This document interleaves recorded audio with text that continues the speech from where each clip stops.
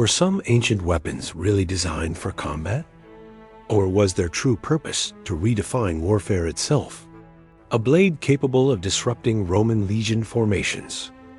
Spears able to collapse entire ranks with a single strike. And a weapon whose design is still debated. Why it was built this way remains unclear. These aren't legends. They are weapons displayed in museums. Their metals analyzed. Their marks still visible on the surface. But what's truly unsettling is this. These objects did far more than kill the enemy. And how was that even possible in the ancient world? In the age of Rome, warfare was disciplined, ordered, predictable. Legions advanced in formation, shields locked, armor layered, every movement rehearsed. Rome didn't fear chaos. It controlled it. But on the northern frontier, that control began to fail. Not because of numbers, not because of strategy, but because of one weapon, the falx. At first glance, it didn't look revolutionary. A curved blade, long-handled, almost agricultural in shape. Not elegant, not refined. But its design wasn't accidental. It curved inward, toward the target, not away. This wasn't a sword meant for slashing. It wasn't designed for duels or balance. It was built to reach. Roman armor was layered. Helmet, shield, arm guard. Each overlapping the next. The system worked. As long as attacks came straight. The falx didn't. Its curve slipped around shields, hooked over helmet rims, dragged blades down onto exposed limbs. It didn't aim to break armor. It aimed to reach. What armor was meant to protect? Modern reconstructions show something unsettling. The angle, the curvature, the weight distribution, all optimized for downward hooking strikes. This wasn't improvisation. It was anatomical. Roman sources quietly confirmed the effect. Helmets reinforced. Arm guards extended. Face protection added. Not for comfort. For survival, the empire redesigned its armor. In response to this blade. That alone is rare, but the design raises a deeper question.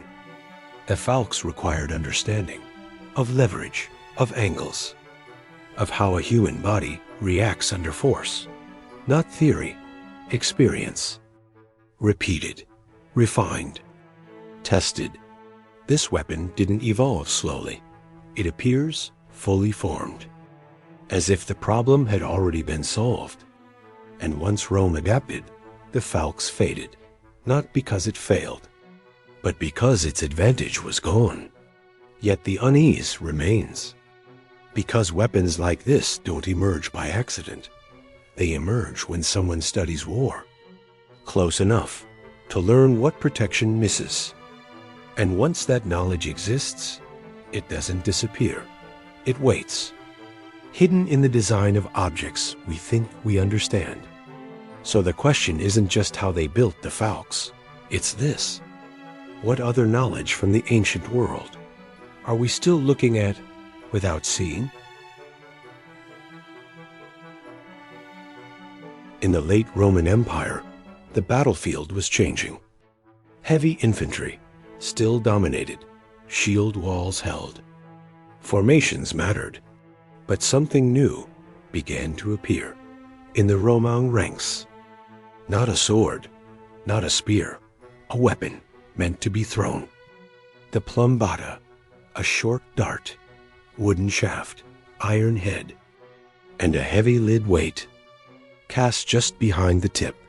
That weight changed everything. Unlike javelins, the Plumbata was compact, balanced, deadly. At close range, Roman soldiers carried them, hidden inside their shields.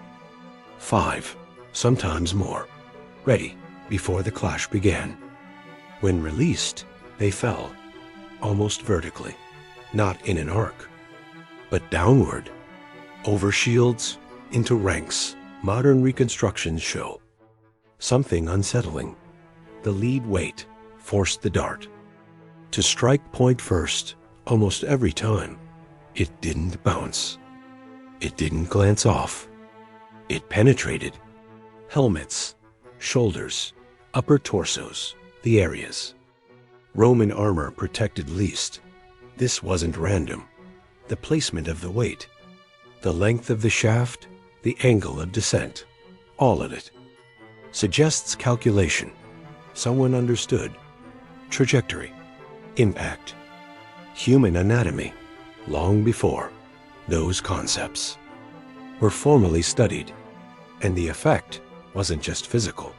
A sudden rain of falling darts, silent until impact broke formations. Men raised shields, lost cohesion, and once the line cracked, Roman infantry advanced.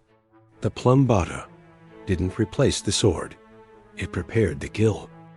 Yet after the fall of the Western Empire, this weapon disappeared, not adapted, not improved, forgotten, as if the knowledge behind it was tied to a system that no longer existed. So the question remains, why did a civilization understand precision projectile design only to abandon it? And what other solutions were lost when Rome fell? In ancient Egypt, war was not chaos. It was ritualized, measured, controlled. Battles followed hierarchy. Command mattered. Order was everything. And Egypt's weapons reflected that mindset. One blade in particular stands apart, not straight, not symmetrical, not intuitive. The Khopesh. At first glance, it looks ceremonial. A curved bronze blade, hooked forward, almost decorative. Too strange to be practical, too deliberate to be accidental. But this wasn't a ritual object. It was a battlefield tool, designed with intent. The curve wasn't aesthetic. It served a function. The Khopesh didn't aim for flesh first. It aimed for control.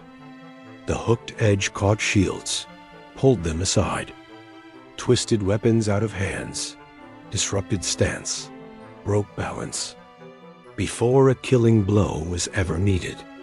This wasn't about speed, or reach, or elegance.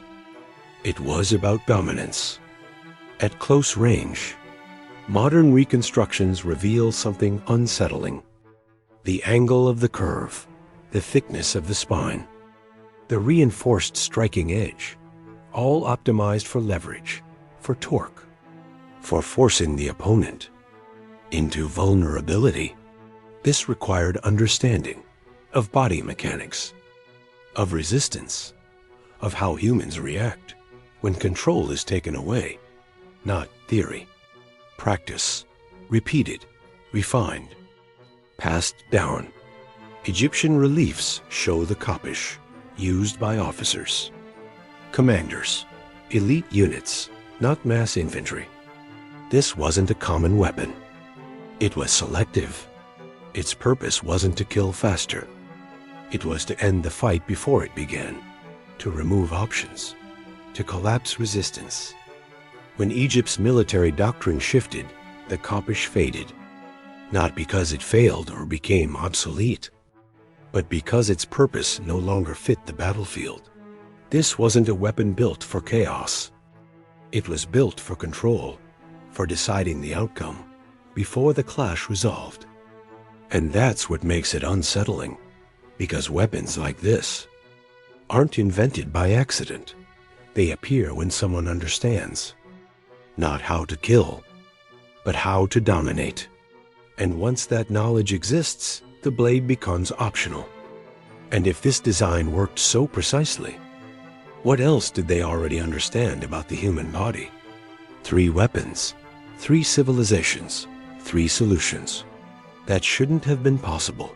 The Falx, the Plumbata, the Khopesh, each one designed with knowledge we thought didn't exist yet.